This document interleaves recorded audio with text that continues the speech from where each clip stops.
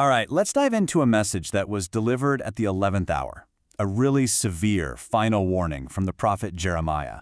And this wasn't for just anyone. It was aimed squarely at the rulers of ancient Jerusalem, the very people in charge, as their entire kingdom was teetering on the brink of total collapse. So the message kicks off with this incredibly powerful command, "Hear ye the word of the Lord." Now this isn't just some prophet shouting on a street corner. This phrasing, it's basically a formal legal summons from the highest court there is, God himself, to the highest authority in the land, the house of King David. It's a listen up moment they absolutely cannot afford to ignore. And that brings us to verse 11.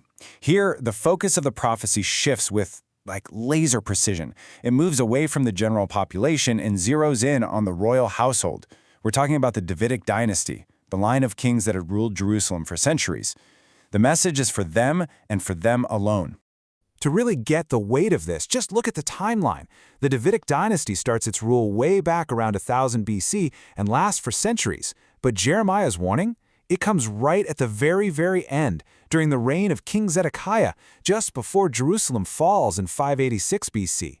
So this isn't some theoretical warning for the future. It's a crisis intervention happening in the monarchy's final desperate years.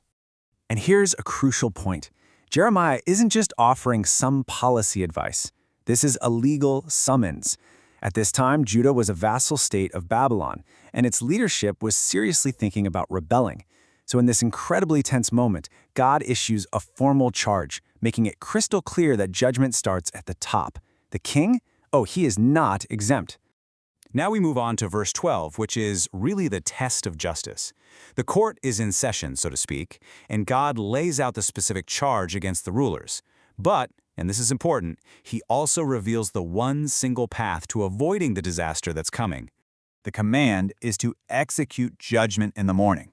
And this wasn't just some poetic phrase. In the ancient Near East, this was literally a king's job description. Rulers would actually sit at the city gates at dawn to hear cases. Justice was supposed to be swift, public, and impartial. The very first thing a righteous king did every day. So, on one side, you've got the royal duty, deliver the spoiled from the hand of the oppressor. This meant putting a stop to systemic injustice, things like land seizures, corrupt lending, the abuse of the poor. And on the other side, the warning is just stark. Failure to do this will result in a fury like an unquenchable fire. The connection between social justice and national survival couldn't be more direct. And let's be absolutely clear about what this fire means. This is not a metaphor. Throughout the book of Jeremiah, this exact imagery consistently points to literal military destruction. It's a direct prophecy that the Babylonian army is going to burn Jerusalem to the ground. And, well, that's exactly what happened. So why didn't they listen? Well, verse 13 gives us the answer. It reveals this fatal mindset of Jerusalem's leaders, pride and place. It was an attitude of pure strategic arrogance, a deadly overconfidence that was rooted in their city's geography. I mean, Jerusalem is a natural fortress. It's built on this high ridge, a rock of the plain, and it's surrounded on three sides by these deep valleys. This unique geography made them believe that the city was physically unconquerable. They put all their trust in their high walls and their location. And you can hear this confidence, this arrogance, perfectly captured in their own question, "Who shall come down against us, or who shall enter into our habitations?" I mean, you can just hear the dismissal in their voices. They truly believed no army on earth could successfully attack their city. But then comes God's absolutely terrifying reply, "Behold, I am against thee." And with those words, the entire equation changes.